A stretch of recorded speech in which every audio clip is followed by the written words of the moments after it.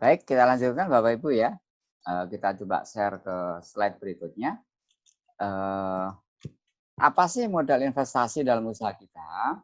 Kalau tadi saya sampaikan bahwa investasi itu berupa tanah, itu contoh lain gitu ya. Namun yang dimaksud investasi di sini adalah keseluruhan dana yang digunakan untuk pembelian harta-harta tetap ya. Jadi yang mempunyai manfaat berulang kali ya. Kalau kita punya usaha, tentunya kita membutuhkan alat.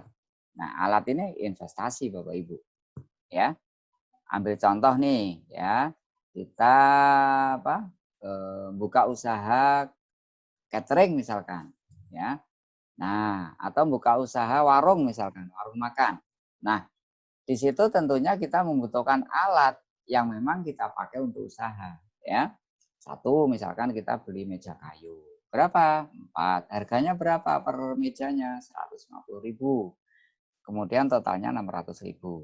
Nah, umur ekonomis dari meja kayu ini 4 tahun. Maksudnya apa? Eh, kalau sudah 4 tahun, meja ini harus ganti. Karena sudah bisa dipastikan rusak misalkan.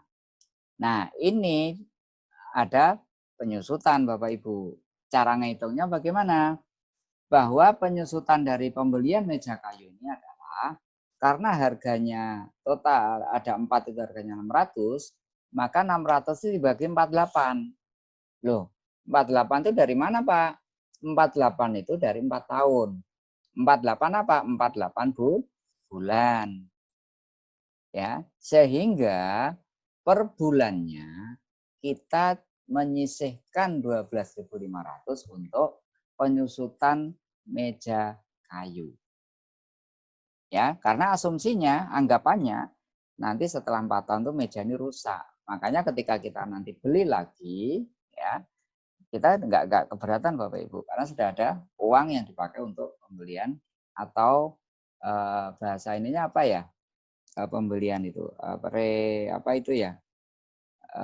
Apa itu penggantian barang nggak penggantian alat lah begitu ya. Alat yang memang dipakai untuk usaha kita. Nah, yang kedua misalkan kita beri kursi plastik. Jumlahnya berapa? 16, harganya 25.000. Sehingga totalnya 400.000. Nah, kursi plastik ini itu bertahan hanya 2 tahun. Kalau sudah 2 tahun karena tiap hari diduduki misalkan, apalagi yang duduk itu orangnya gemuk-gemuk gitu ya, maka bisa dipastikan kursi ini rusak dalam jangka waktu 2 tahun. Makanya di situ juga dihitung penyusutannya berapa. Ya, 400 dibagi 24 bulan, jatuhnya per bulannya 16.666 gitu ya. Nah, ini penyusutan. Ini harus kita pikirkan, kita sisihkan. Kemudian mangkok 16, harganya 15.000, totalnya 240. Nah, mangkok ini asalkan mohon maaf nggak dibanting ya. Saya kira awet ya, agak awet lah, agak lama penyusutannya. Berapa? 5 tahun ya. Jadi 240 dibagi 60 bulan, jatuhnya per bulannya kita nyisihkan uang 4.000 untuk pembelian mangkok. Andai kan mangkok itu nanti di tahun kelima itu sudah rusak, ya kan? Kemudian panci, ya jumlahnya 3, harganya 75.000, totalnya 225, ya. Umur ekonomisnya adalah dipakai terus gitu ya, itu 5 tahun. Maka kita hitung penyusutannya adalah 225.000 dibagi 60 bulan. Jadi per bulannya kita nyisihkan 3.750 itu untuk panci gitu ya. Nah, dari harga total ini kita jumlah semua bahwa nek bahasa Jawa itu paitan ya, bahwa modal kita adalah 1.465.000 ya untuk kita membuka usaha ya. Investasi kita untuk usaha kita adalah sekian ini. Nah, kemudian penyusutannya tiap bulan Bu, bukan tiap tiap hari ya, tiap bulan itu 36.916 atau kita bulatkan 37.000. Artinya apa? Kita mesti menyisihkan uang sejumlah 37.000 ini atau 36 sekian ini untuk ini apa itu biaya penyusutan. Jadi ya Bapak Ibu ya. Jadi itu yang dikatakan biaya penyusutan ya. Baik, berikutnya lagi, terus yang dimaksud modal kerja itu apa? merupakan keseluruhan dana yang digunakan untuk membiayai operasional sehari-hari, ya, dan mempunyai manfaat hanya sekali saja. Itu modal kerja, ya. Jadi misalkan Bapak Ibu apa itu usaha tadi ya kayak semacam catering tadi ya, ya. Nah, itu modal kerjanya apa ya? Ya nanti untuk ini biasanya habis ya, habis ya untuk bahan, kemudian untuk tenaga, ya kan? Nah, itu modal kerja. Yang pemanfaatannya sekali itu, Bapak Ibu ya. Nah, nah itu juga perlu dihitung, ya kan? Kemudian biaya.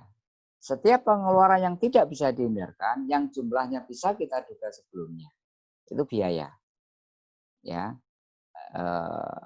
contohnya apa ini? Biaya ini, ya. Nah, contohnya biaya ini seperti ini Bapak Ibu, ya. Penggolongan biaya, biaya tetap atau fixed cost, ya.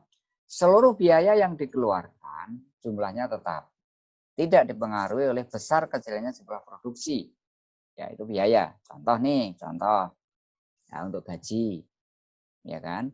Untuk sewa, ya, kemudian untuk pemeliharaan alat, ya kan? Atau dan juga untuk penyusutan yang tadi sudah kita contohkan di depan. Nah, ini termasuk biaya tetap, ya kan? Ini nggak bisa dihindarkan, ya. Masa nggak mau apa? Kita punya karyawan itu nggak digaji? Atau mungkin karena ini usaha kita sendiri, kita jalankan sendiri, ya kita dihitung gajinya dong, gitu kan? Ya, gaji itu bukan apa itu kita pemilik memang, tetapi memang kita harus hargai kalau memang itu kita kerjakan sendiri ya kita gaji diri kita sendiri. Kemudian sewa, sewa kan nggak bisa dihindari Bapak Ibu, ya kan? Misalkan kita tempatnya nyewa per tahun itu misalkan kita sewa tempat itu misalkan 10 juta atau 5 juta misalkan. Nah itu nggak bisa dihindari. Loh Pak, ini kan tempat saya sendiri Pak, kita pakai rumah sendiri, gitu, misalkan. Bisa saja dihitung sewa misalkan. Jadi ini sebenarnya untuk apa? Ya untuk kelangsungan usaha kita Bapak Ibu. Jangan sampai usaha kita itu nggak bisa terdeteksi gitu, tahu-tahu bangkrut gitu aja ya, jangan sampai. Terus untuk pemeliharaan alat itu kalau alatnya rusak, misalkan kompornya jeblok gitu ya, atau mungkin kompornya itu apa itu kotor sehingga kita sendiri nggak bisa memperbaiki, misalkan kita mesti ngundang tukang, ya itu masuk ke biaya pemeliharaan, ya. Dan juga yang terakhir adalah juga penyusutan yang tadi di awal sudah kita hitung ya, penyusutannya berapa. Itu biaya tetap Bapak Ibu, ya. Sedangkan ada biaya tidak tetap atau variable cost, ya, yaitu seluruh biaya yang dikeluarkan jumlahnya selalu berubah tergantung dari besar kecilnya jumlah produksi.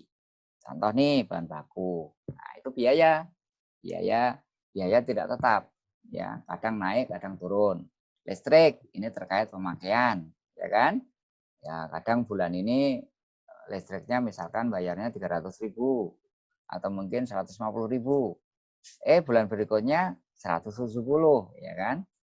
Air juga demikian, tergantung pemakaian juga, telepon, ya kan? Nah, kebetulan pas bulan ini bulan arisan, ya toh, sering nelpon di sana sini, bengkak gitu misalkan. Nah, atau mungkin upah borongan, maksudnya upah borongan itu kita sudah punya karyawan tetap sebanyak 2 orang, gitu, ya. Nah, ternyata atau mungkin karyawannya kita sendiri ya, kita jalankan sendiri.